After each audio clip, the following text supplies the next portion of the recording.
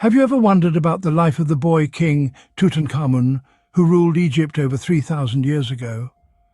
A name etched in the annals of history, Tutankhamun, or King Tut, as he is often affectionately known, was the young pharaoh of Egypt's 18th dynasty. His tale is one shrouded in mystery and intrigue, a puzzle that has intrigued scholars and historians for centuries.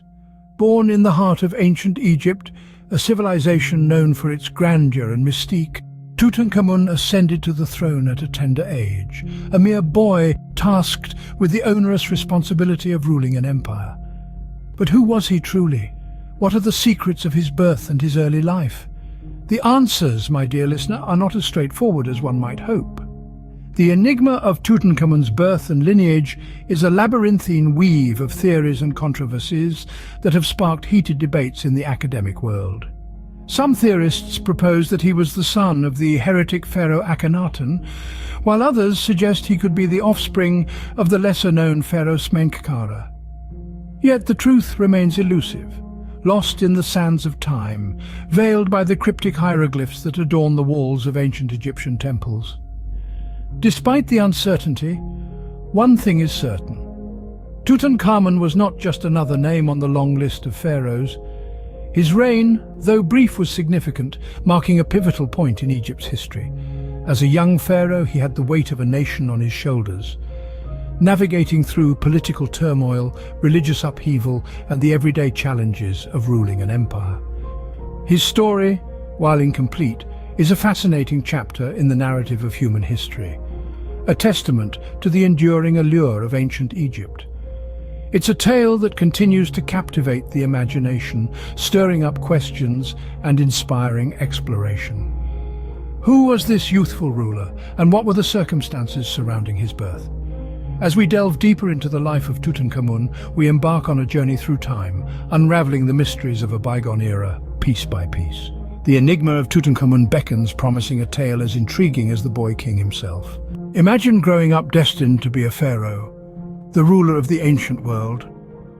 This was the reality for Tutankhamun, a boy born into royalty in a time when Egypt was the zenith of civilization.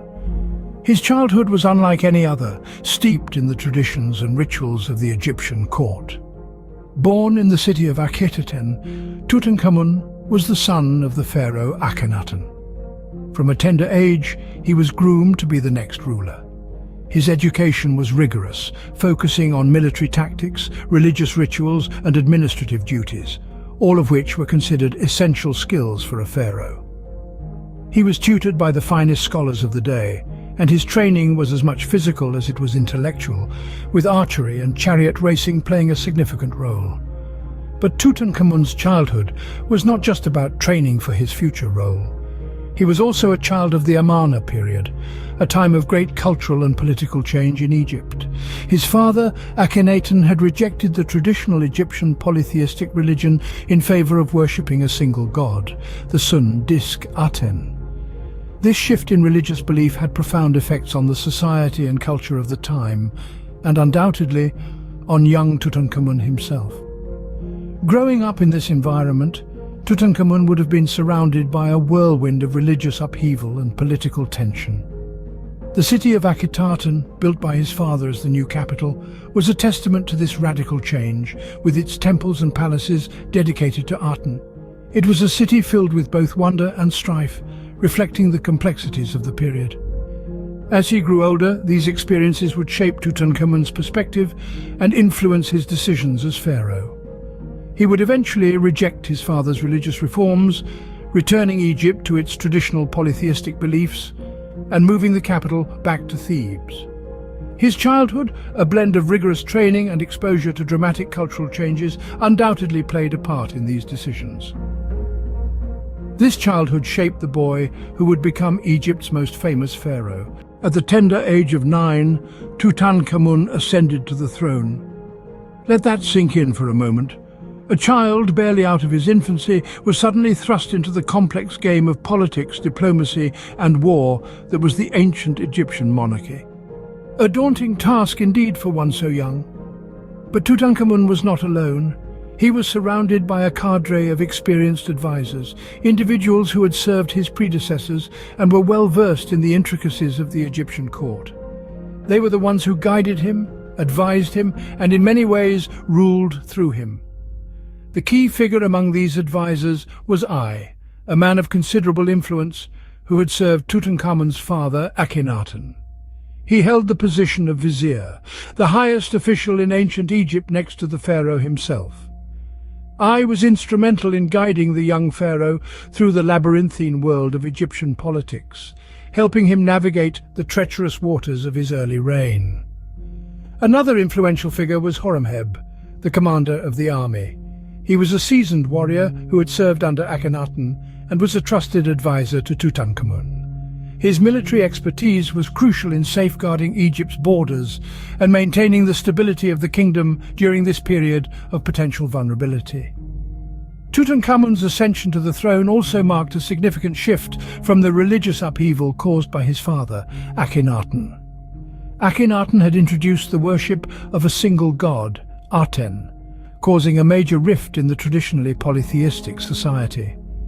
Tutankhamun, guided by his advisors, reversed his father's religious policies, restoring the old gods and healing the wounds his father's reign had inflicted on the kingdom.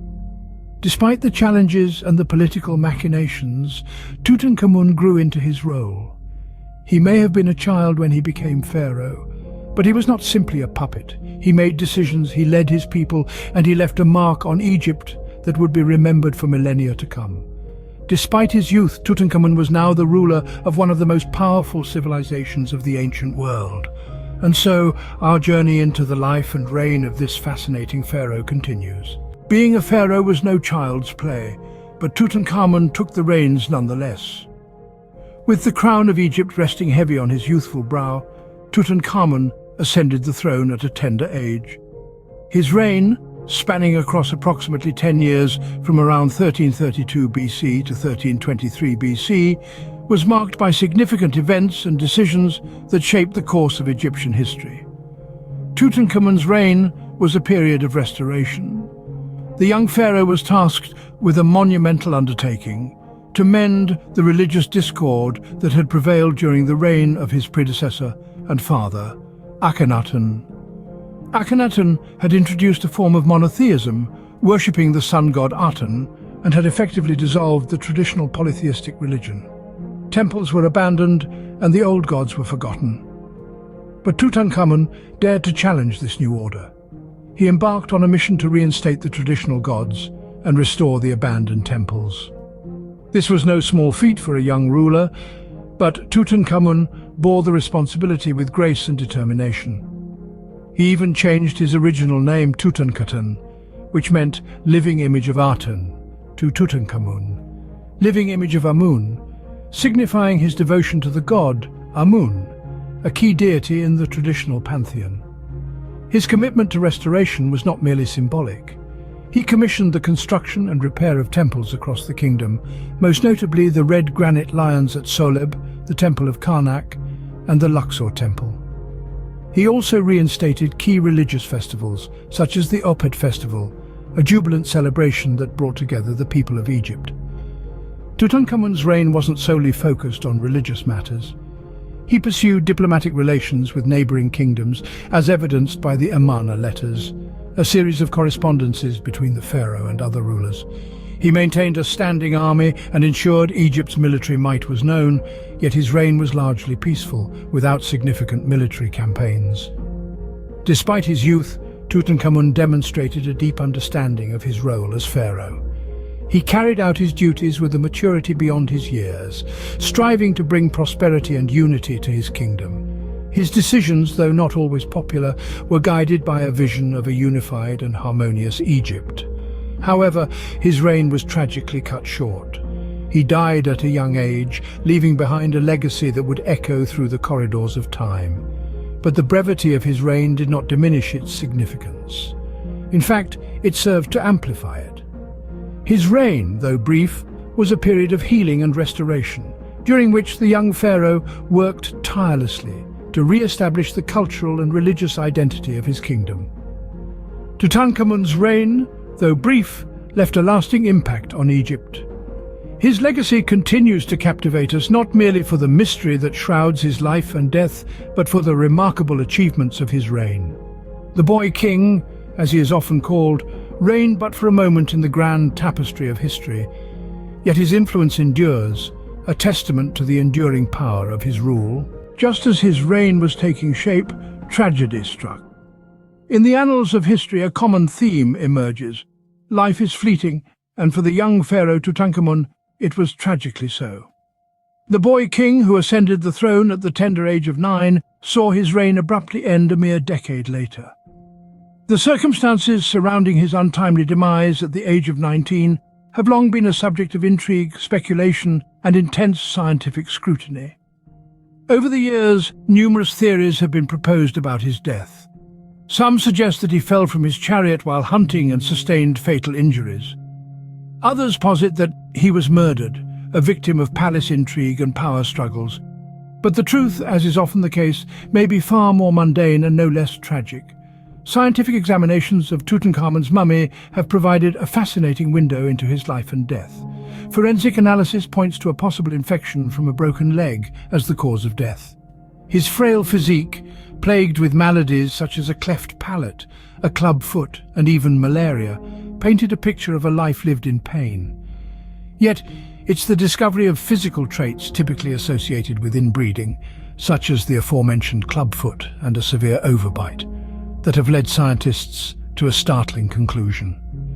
Tutankhamun's parents were likely brother and sister, a practice not uncommon amongst the Egyptian royalty of the time. The genetic disorders resulting from such a union could very well have contributed to his untimely death.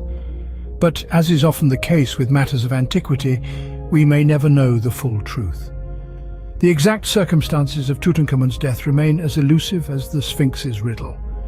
The boy king's reign ended as abruptly as it started, shrouded in mystery.